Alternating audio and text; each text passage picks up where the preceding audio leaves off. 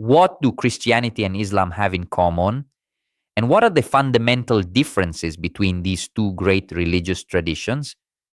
I believe it's vitally important to study, reason about, and understand Islam. B, particularly the relationship between Islam, Judaism, and Christianity. The reason is quite simple and practical, and now today, more than ever, we encounter the fruits of Islamic civilization. We live alongside many people who have come to Western countries from nations with Islamic roots, and we therefore engage daily with ideas, customs, and perspectives that emerge directly from this worldview and anthropology. Every religion carries within it a vision of the world and creates distinct anthropologies, ways of understanding what it means to be human. We need to understand the Islamic perspective far better than we currently do. This is especially important because, compared to Christianity, Islam is characterized by being much more of a political ideology as well as a religion. It has immediate practical implications, concrete social consequences that must be understood. I'd like to contribute to this understanding by examining what unites and what distinguishes Christianity and Islam, or more accurately, Judaism, Christianity, and Islam, a shared root. Let's begin by acknowledging that there is, in fact, a profound connection rooted in shared origins.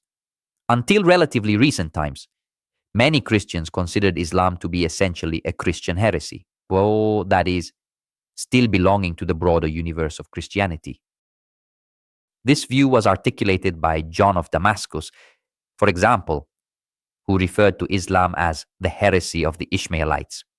For him, it was a deviation from Christianity, but still something connected to the larger whole of Christendom. From his time onward, many Western thinkers continued to view Muslims as essentially heretical Christians, similar to the Arians or Nestorians, two ancient heresies that Islam was frequently compared to. To illustrate how pervasive this conception was in the Christian West, consider Dante Alighieri. You may know that Dante places Muhammad and Ali in hell, but note where he places them. In the 28th canto of the Inferno, among the sowers of discord, or more precisely, the sowers of schism. Let's read what Dante wrote in those famous verses. Describing the punishment, the contrapasso, he writes of devils who literally cleave the sinners' bodies, splitting them open as they had divided the faith. Dante writes, "See how Muhammad is mangled. Before me walks Ali, weeping, his face cleft from chin to forelock. And all the others you see here were, when living, sowers of scandal and of schism, and therefore are they cleft." The underlying idea is clear. Muhammad was viewed as a Christian schismatic. If we read the Quran, we find that this understanding, which pervaded the Western Christian world for so many centuries, has some real foundation. Within the Quran, there are frequent references to traditions, in ideas, and principles that belong to a peripheral Christianity, a Christianity that had drifted somewhat from the canon established by Rome, Constantinople, Antioch, and other major centers. Muhammad, immersed in his own time and place, absorbed these narratives, likely including some apocryphal texts and the ideas of various heresies, and then reworked them in new ways. But this happened 6 centuries after Christ. The historical value of these Quranic narratives is therefore primarily as testimony to the existence of parallel traditions in a later period. What still connects us? Now, Islam, like everything else, is something in motion, something that changes over time, just as Christianity has changed. If we could transport Christians from the 5th century to a contemporary Mass, I wonder if they would recognize it. The same applies to Islam, even Judaism, which is more constant in certain ways as the foundational root of both, has undergone changes over the centuries. If a Chabad Lubavitch Hasid in his distinctive dress were to meet a Jew from the Second Temple period, would they recognize each other? Perhaps some elements, but that's natural. Because everything that becomes human, everything immersed in human history, belongs to time, and time changes things. The Islam known to John of Damascus, the Islam known to Dante, these were certainly different from today's Islam. Dante, incidentally, may have had more in-depth knowledge of Islam than most of his contemporaries, because of his probable contact with the Knights Templar. The Templars were facing serious problems with the King of France during exactly those years. Dante was in Ravenna during a period when Archbishop Rinaldo da Concorrezzo, one of the judges who refused to enforce the condemnation of the Templars, held office there, and many Templars consequently gathered in that city. Dante may have gained considerable knowledge, not only about Islam, from these knights who had spent time in the Holy Land and in Islamic territories. So there is a root that connects us. Today, however, two things essentially maintain the connection between Islam and Christianity, between contemporary Islam and contemporary Christianity. First, the one God. Both traditions venerate a single God. Many argue that it may not be the same God, but the concept of one God is shared. In Islam, this monotheism is extremely strong, perhaps stronger than in Christianity. Christianity enters into mystery with its doctrine of the Trinity. This term itself isn't biblical, but the concept introduces a certain complexity. A God who becomes complex, who is three persons in one divine being. Islam, by contrast, has simplified God into the most granite-like monotheism possible. This perhaps brings Islam closer to Judaism than to Christianity, which is monotheistic but expresses the complexity of God differently through the Trinity. I often say to Muslim friends who claim that Christianity is polytheistic because of the Trinity, you speak of three persons, but in Islam there are 99 names of Allah, and each name is, in a sense, a different mask, a different aspect, a different persona. So perhaps, on reflection, the distance isn't quite as great as it might seem. Second, a common narrative.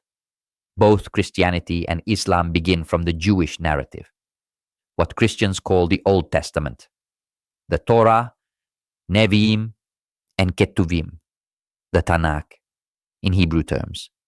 This shared narrative connects Jews, Christians, and Muslims. What divides us? But here we begin to encounter a series of complications that separate us. Different sources. First and foremost, despite the common narrative, we are divided by our sources. This should be obvious to everyone. For Christians and Jews, there is a textual continuity that stretches from perhaps millennia before Christ, beginning with the earliest books, the Torah, and for Christians, continuing through the 1st century CE with the composition of the final New Testament texts. This narrative has its own internal continuity because Jesus was immersed in the context of Second Temple Judaism, which represents the final period of biblical composition. Jews, obviously. Now, consider only what Christians call the Old Testament. Christians have some additional books somehow, but these are closely connected to the earlier texts. And Christians have incorporated all the earlier Jewish scriptures. Christians read the Torah. Christians read everything written in the Jewish period. Yes, some might object that certain deuterocanonical books, like Wisdom and Sirach, aren't universally accepted. Some Protestants don't include them. But the foundation is a shared text. And the vast majority of what are considered apocryphal Old Testament writings are apocryphal for both Jews and Christians. In Islam, this is not the case. Islam wrote a new book, and therefore no longer considers, no longer reads all the texts that came before.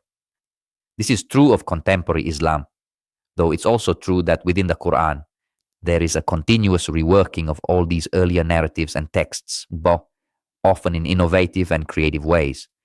Some biblical figures are portrayed differently. Why? Because Muhammad, immersed in his time, absorbed the narratives of that peripheral Christianity, which likely drew on certain apocryphal texts and various heresies, and he reworked them. But he did so 6 centuries after Christ. The historical value of this is therefore only as testimony to the existence of parallel narratives in a later period. What strikes me, however, is that the Quran frequently cites the existence of the Bible. Taurat, one of the terms used for earlier revelations, is mentioned 18 times in the Quran. Injil, the Gospel, appears 12 times, and Zabur, generally understood as the Psalms, also appears.